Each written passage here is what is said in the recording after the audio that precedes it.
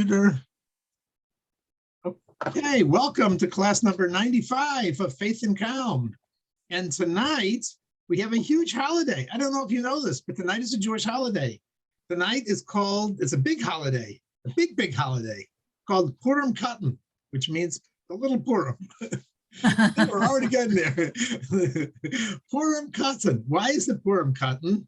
Because the day is the 14th day of Adar, and the 14th day of Adar is Purim. But you wait, it's Purim? So because this is a leap year, therefore there are 2 months of Purim, Adar Rishon and Adar Sheni. And therefore, Purim, the rabbis actually discussed this. They said, well, when should we do Purim? If we have a leap year and we have 2 months of Adar, when should we do Purim? So they decided, they said, you know what? We want to connect Purim to Pesach. Yismach Gula Lagula, put the two together, and therefore they always say Purim is in the second Adar. However, the codifiers, we're going to talk about it, the Ramah in the Shulchan Aruch says we don't want to completely cut out the 14th of Adar in the first month because there's an opinion that that's when it happened. Maybe it was a double month. So therefore, we also tonight is the start of Purim Katan, which is also a Purim. Now, that doesn't necessarily mean that you have to eat hamantashen and get drunk, but you could. You want to start. The Rebbe made a point that you should really celebrate for the whole 60 days of Adar because the whole 2 months are connected with the holiday of Purim. So it's a whole time of joy, of happiness, of simcha. So this is Purim. Now I know the stores have already started celebrating. They put the Pesach food out already, but that's because they were never told there's 2 months of Adar. They don't know how the calendar works. So we're already into the joy, into the happiness, and that's going to be the theme of this week. Tonight's talk is about joy. I wanted to call it Joy to the World. You know, remember that song, you know?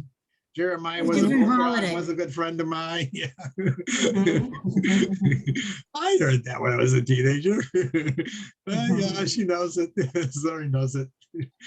Joy to the world, because this is it. So we're gonna go. I know it too. Into joy, and partly is because I had no. My sources dried up. I couldn't get anything from Rabbi YY, so I went back to the Rebbe.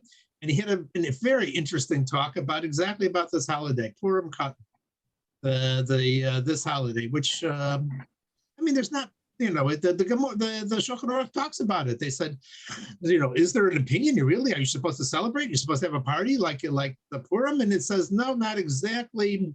There's some that are stringent who do that. But the final conclusion in the Shulchan Aruch, which talks about this, says no. You don't say tachanun. You are supposed to celebrate to some extent, you know, but in a limited way. But whatever can. It's there is celebration on there, and you don't have any hespeds, any eulogies or anything like that. It is a holiday, but it's not quite. There's no hamantashen and Megillah and Shalach Manas and all those other kinds of stuff associated with it. But it is a celebration. It is a day for celebration, as he says at the very end. When he concludes, he says, because Tov Lev Mishtatami, which I asked everybody in shul, what does that mean? Tov Lev, I understand, a good heart.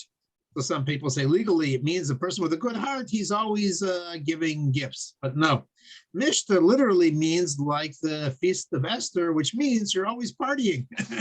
Somebody with a good heart is always partying. You're supposed to party. And that is the end of the section called Orach Chaim of the Shulchan Aruch. And he finishes that with that line. The Rebbe says this is an interesting thing.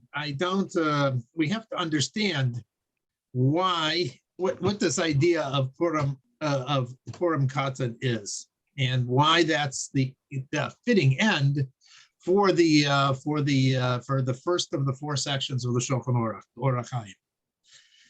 It says that the reason is because it's the Orach Chaim is the gate that means that the path of life.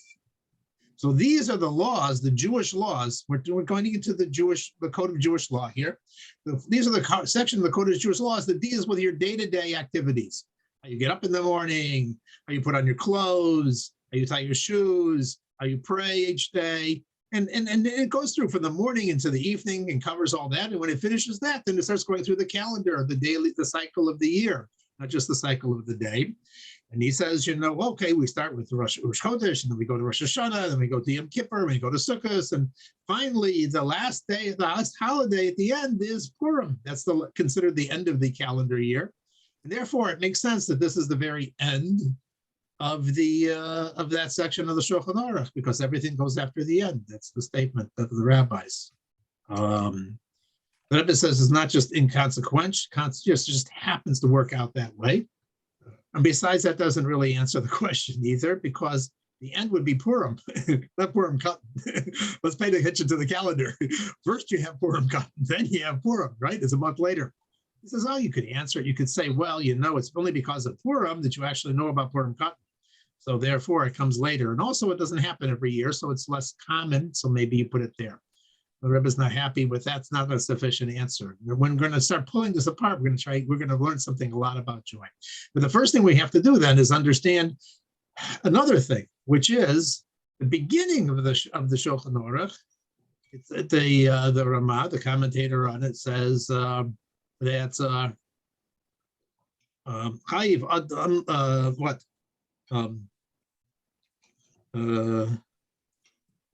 He has to put the Eberster in front of him, Tommy. How does it go again? I have it right here. I have it right here. What? Where is it? Shavisi Hashem. Shavisi Hashem Negegi Tamid. Thank you. Wow. We each have a brain. I'm so sorry. So Shavisi Hashem Negegi Tamid. The key word there is Tamid, always. And he also says Tamid, a person who's happy, is always, always, always happy. So at the beginning, it talks about the fear of God. You always have to know that there's a God. It really helps you a lot in your prayers and everything else to realize that there's a God above you.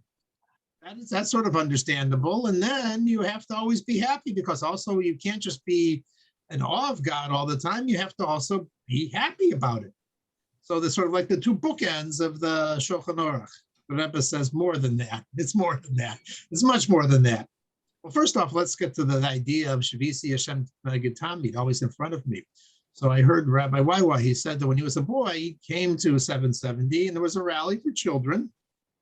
He was there, and the Rebbe had a unique way of talking to children in a very simple, direct way, but he treated them like adults. He gave them very sophisticated ideas, but he knew that their mindset, they needed to have something very concrete to understand an idea. So he was talking about the idea of awareness, of mindfulness, that there's a God.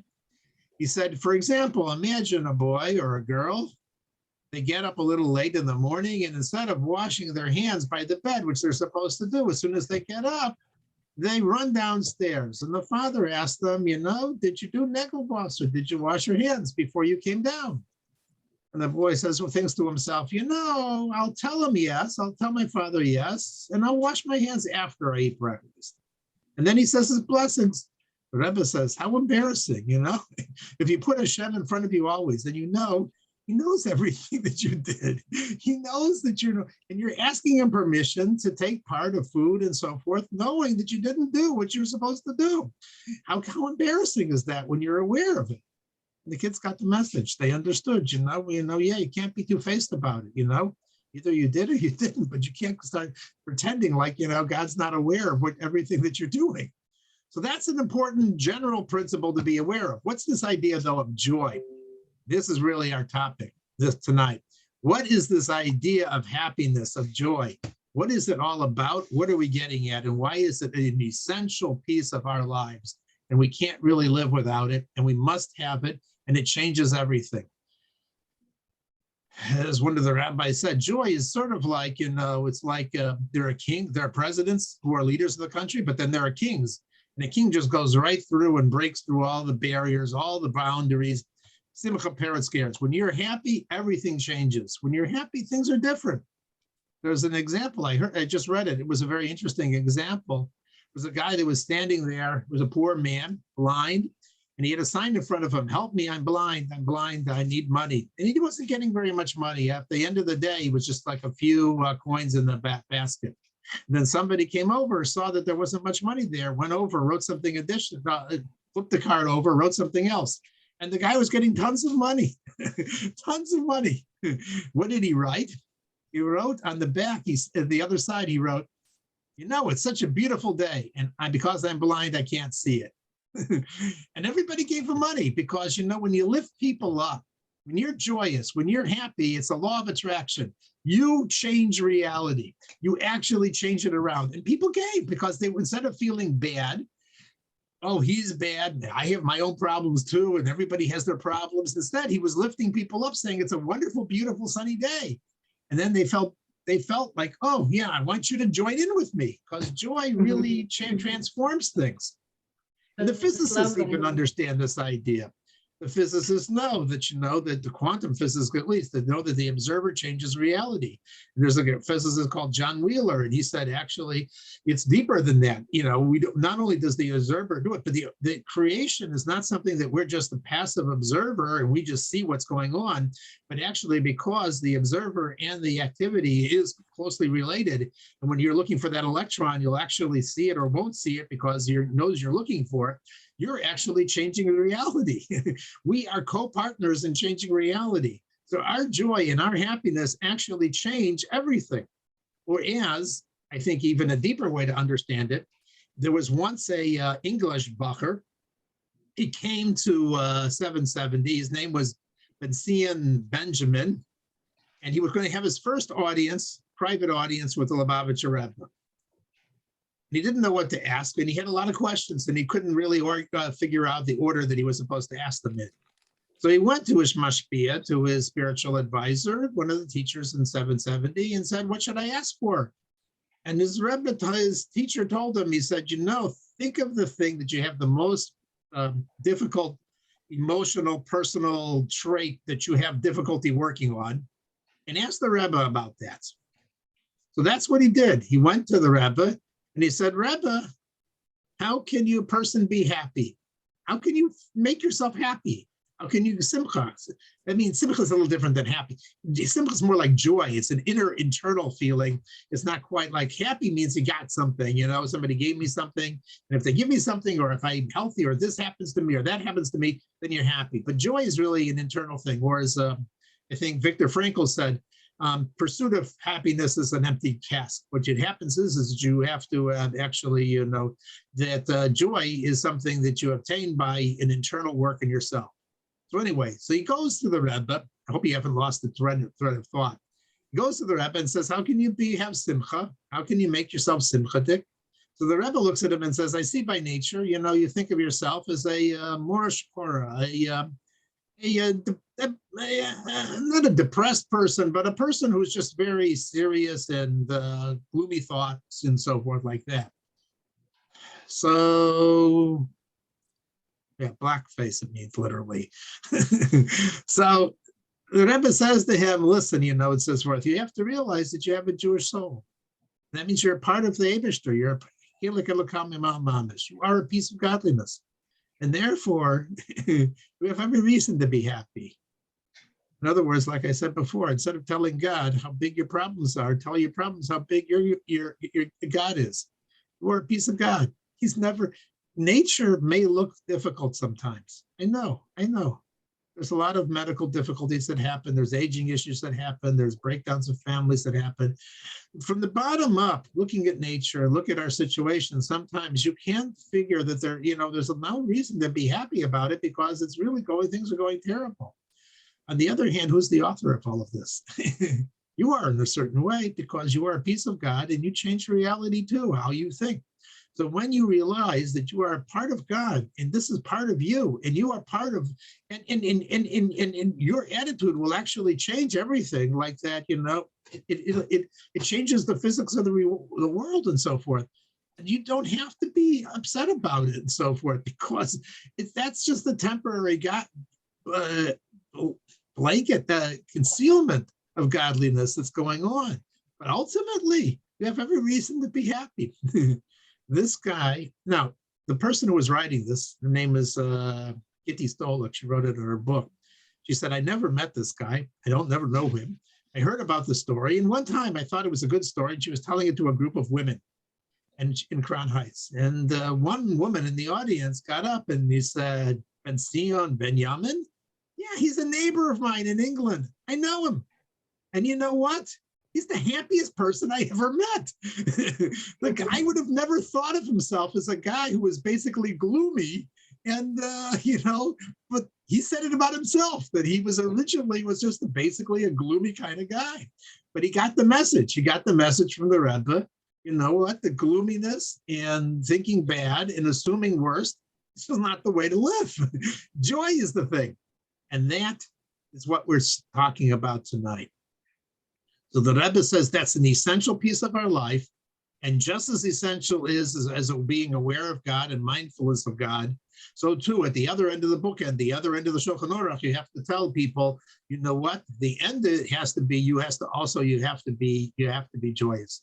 You have to put yourself in that mindset. It's not just as like the preparation before you do any mitzvah, before it, you have to know there's a God, just so too, all the mitzvahs that you do have to be God. So Purim is about that time of the year where we actually reach that kind of level of joy. Now, why Purim is connected with this? Why not Simchas Torah? The Rebbe asked the question. Simchas Torah seems to be happy time. Sukkot seems to be happy time. He says, no, but Purim is actually better than Sukkot in a certain way. Why? Time of Sukkot, it was in the time of the temple, they used to dance and dance and dance, as we said, Simchas Beis Shueva. Purim happened at the time of Galus. There was no temple. It was it's not a separate day like Sukkot, which is a holiday time. It's a normal weekday. You can drive, you can work, you can turn on the lights, you can do everything that you normally do. So it is a kind of happiness that's accessible to us in the time of Galus. And the time where there's no temple, the time when the godliness is not revealed, we can still be happy. And it relates to us. That's the idea of Purim. Purim is a holiday that connects to us in our day-to-day lives. And we need that in our day-to-day lives. So this is the level of holiness and of godliness and of joy, which if we tune into it, we can grab it for the whole year. On Yom Kippur, on Rosh Hashanah, we tap into the energy of establishing God as our king. On Yom Kippur, we connect to the power of Yeshiva. And on Purim, he released the joy for the whole year.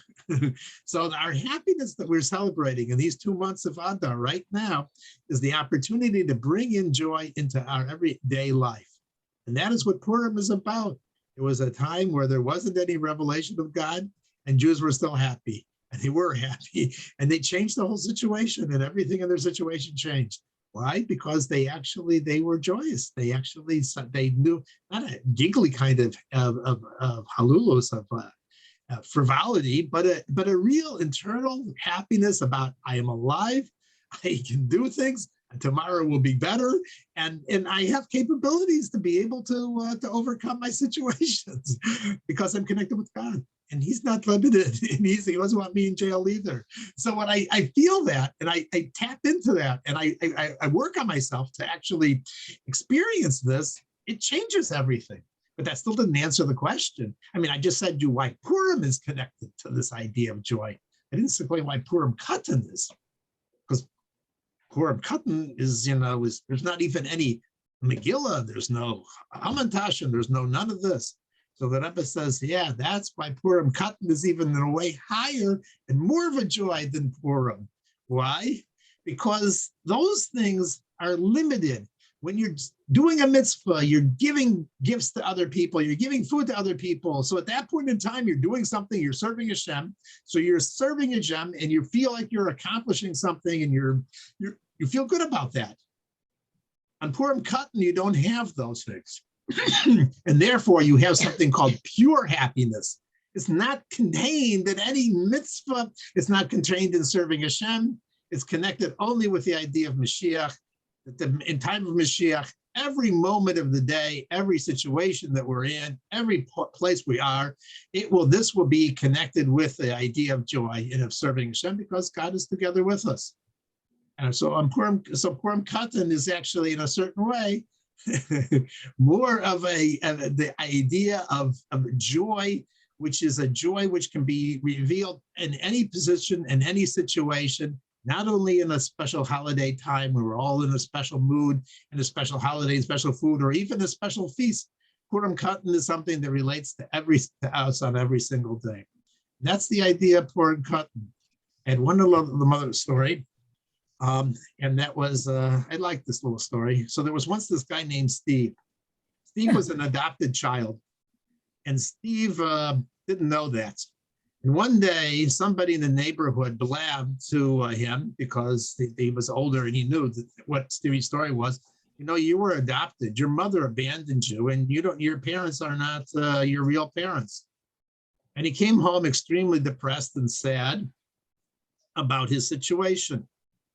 And his mother said, listen, you weren't abandoned by your mother. You were selected to be our child.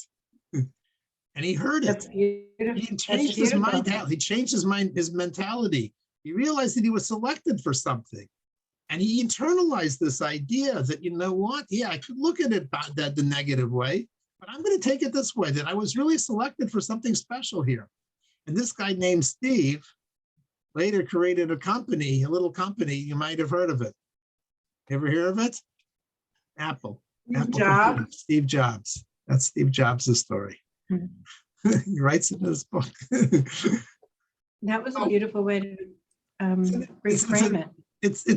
You just have to reframe what's going on. God is in charge here. Why am I gloomy? Why am I assuming that this is going to turn out bad? Why am I assuming that, that this Shabbos that we're going to have, this is a guy? Why is it guy assuming that, that this is going to lead to divorce? I don't have to assume that at all, because every moment God recreates the world every moment. And if it happens, you know what? He's only preparing me for something bigger and better than some of that. Now, that's a lot of hard work. that takes a lot of mind power. That I understand that. But you know what? That's you're in a special time of the year. You're at Adar. And that's why they say push off your court cases, all your negative things to this month, because it's a time where you can really be successful beyond your bounds. You can reach people that you never could before. You can break through all sorts of things, because Simcha Paretz Getter, it's like a tank that just goes right through every fence and every barrier and every other kind of thing. And my wife is going to explain more about that in the second half of the talk. Hopefully this was useful. It was useful for me this week, because we have a couple, like I said, last week I was facing some challenges. This one really helped me pull me a little bit out of where I was going. Because 65, you don't know if you're ever going to be able to walk up the stairs again. So, so this was really powerful for me. I got something from it. Hopefully, sharing it with you was useful too. Good. Thank you, Yahaskel Shimon. And feel better. Be careful. Thank you. I'm sorry. I didn't know that you fell and hurt yourself. Okay, well, you weren't here last week, so how would you know? Yeah, I'm sorry. I only shared it because I thought it was worth it. Okay, good. Thank you so much. Did you say that now? Yeah, you're better now? No, tomorrow we're waiting for them to destroy our kitchen and find out what happens there. So it never ends. It never ends. Next issue. Thank you, Yecheskel Shimon. Yasher Koach. I have to remute. Sorry. Hi, Storm. Sorry, tell me again, Mrs. Cohen's mother's father's name. I don't remember. I wanted to dedicate it I wanted to dedicate it in your memory. Okay, that's okay. Maybe you'll find it. Okay. I'm at work. I'm so busy. I can't even. Okay. I have to. No problem. Sorry. Okay, good. So anyway, I'm going to be brief tonight, and I'm going to talk about where something different from what Yeheskel Shimon said. A tremendous source of happiness that is pretty unknown, and it's the largest source of happiness that there is. So before I do that, I'm going to say the four things I always say, which is that we're in an extraordinary time.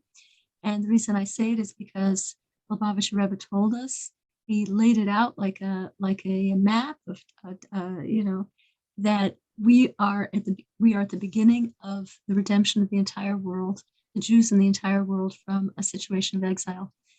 What is exile? Exile is that you can't see Hashem in your day-to-day life. And we know that our souls were handpicked to be at this juncture. We know that we have all the tools that we need, the Torah, which is our guidebook, and leaders like the Lubavitcher Rebbe, who really spelled out everything, especially in the talks in 1992, 1991, 1992. They're incredible, and told us everything that would happen. And finally, what we're doing tonight advances the redemption. So I want to start out by explaining a little bit, this women's yeshiva actually has been going on for many, many, many years, and it's gone through different iterations. Yeah, many different iterations. Molly, you weren't even there in the beginning. In the beginning, we used to do like big events a few times a year, and we had panel discussions and lots of food and big social events. This is pre-COVID and pre-COVID. And actually 20 years Free wrinkles. and anyway. Is this pre me being at Shiloh House? Yes, it precedes that a lot. I made it, my parents, I originally started this women's yeshiva. I'm not going to go into it. But anyway, so we called it Climbing the Mountain. Why did we call it Climbing the Mountain? The reason we called it Climbing the Mountain is that in the beginning of my process of becoming an Orthodox Jew or a Torah observant Jew, it was literally like climbing a mountain. There's like, whoa, what next? Oh, really? This is it was very, very interesting. And it was just a fascinating process. And I originally wanted to write a book about my process called Climbing the Mountain. And then I was in Israel, and I was staying overnight in someone's place in Yerushalayim, and I looked at their books on the bookshelf in the guest room, and there's a book called Climbing the Mountain. I thought, oh, how interesting. And I pulled it down, and it's a story about somebody becoming from whom? Kirk Douglas. Anybody remember that guy from a long time ago? Coming from? Kirk Douglas became from, he's a Jew, and he became from. And he wrote a book called Climbing the Mountain.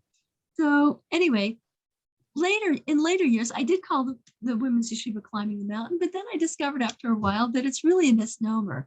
Climbing the mountain is a misnomer for the process of, is a misnomer for a Jew. And I'm going to explain why it's a misnomer. There's a story, I heard the story from Rabbi Yossi Paltiel in Crown Heights. And I believe the story was about the Ger Rebbe. It's a parable that the Ger Rebbe came up with. And he said that, imagine that there's an incredible mountain climber. This is his passion in life. And his goal is to climb a mountain a tremendous mountain that nobody ever, it's such a difficult mountain that nobody ever climbed it. And so he practiced on smaller mountains. He practiced carrying various increasing loads on his back.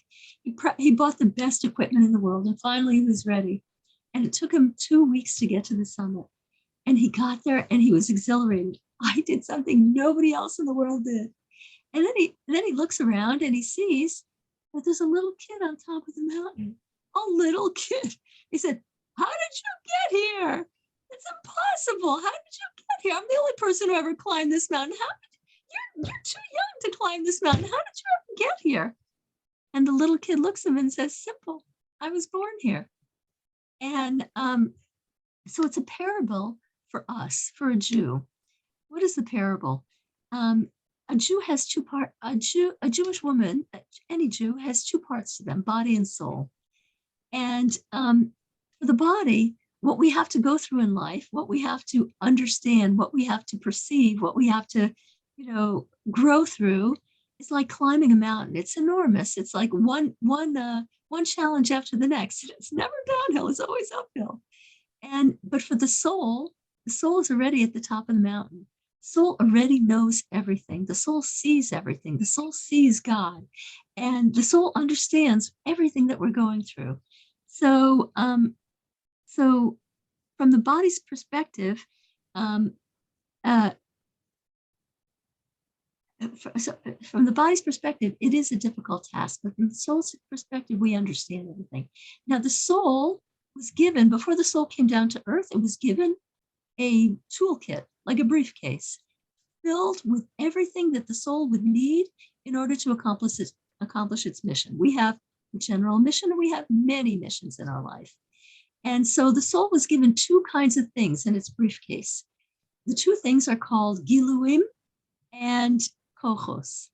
Kochos are translated as abilities, and giluim are translated as revelations. There's something you already have, you just have to reveal it. Kochos are things that a person has the potential for, but they're not given to him as a done deal. For example, a person can have the potential to be a brain surgeon. But if they never go to medical school and they never learn the skills, they're not going to be a brain surgeon. So I've said this before, if God forbid a person has to have such a thing, they have to have brain surgery, and you talk to somebody and they say, listen, I'm going to do your surgery. I never went to med school. I never looked at the books, but I know I have it in me. Don't go to such a person, because they need to go to school. They need to, you need to fill that ability. Then there's the other side of the briefcase, which are giluim, revelations, things that you already have in complete, and you have a full measure of it from birth, and it never reduces. Things like that include faith in God. The soul has absolute faith in God in every single situation, and it never reduces its faith at all. It's born with perfect faith. We have perfect faith in God. It's just gets clouded over. And another thing that is one of the giluim, interestingly enough, is happiness. A Jew is born with unlimited happiness, and it's a present from God, and it never reduces, not by one iota throughout life. It doesn't. You have complete happiness your entire life.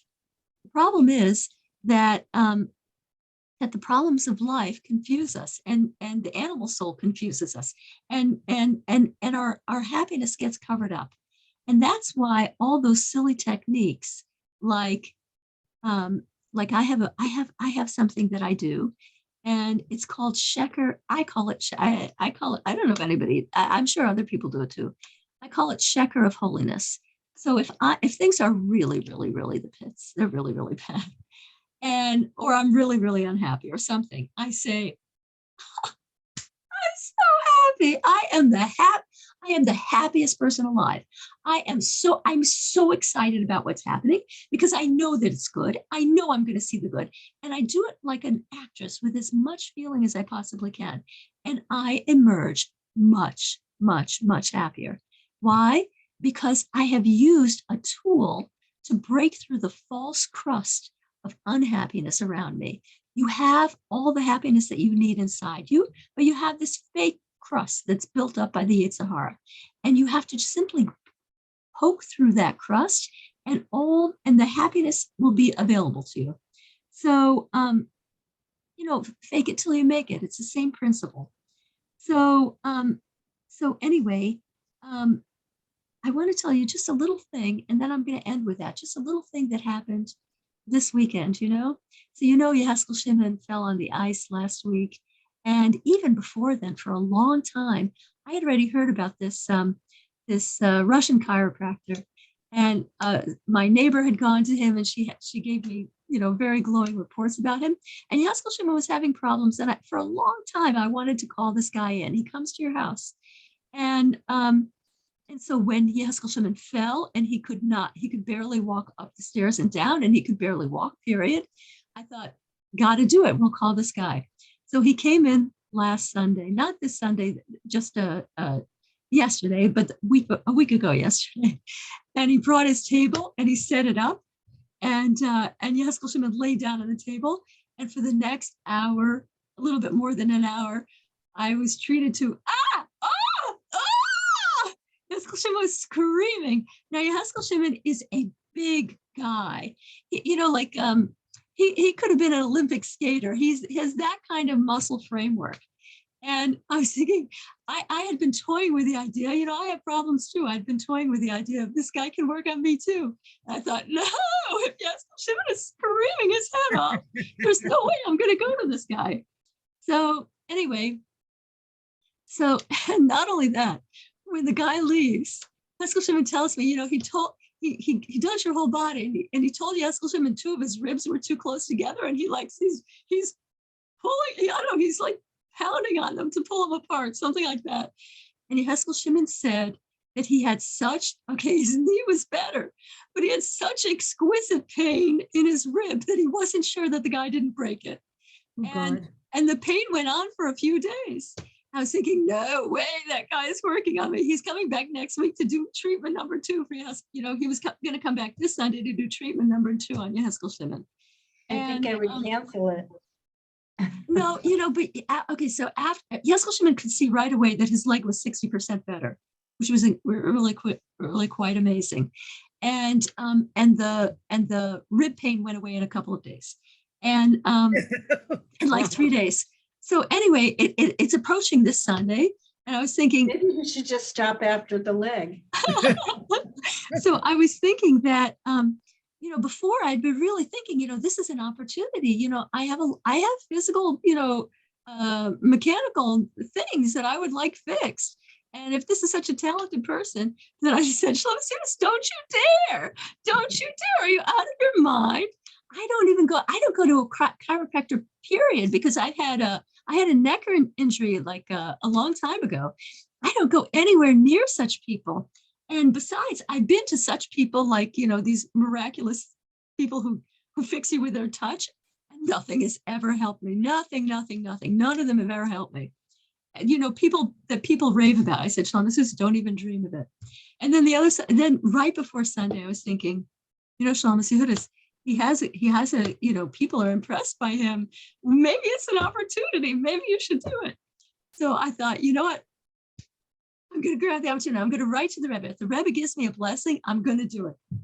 And if he promises to use a softer technique on Yeskel Shimon too, I'll do it also.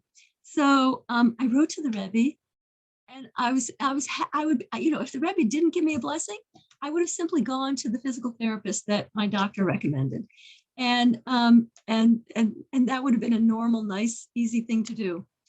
I got such blessings on that page from the Rebbe. And so I thought, oh, here we go. And so Sunday, he worked on me first. And I said, remember, you have to use a softer technique.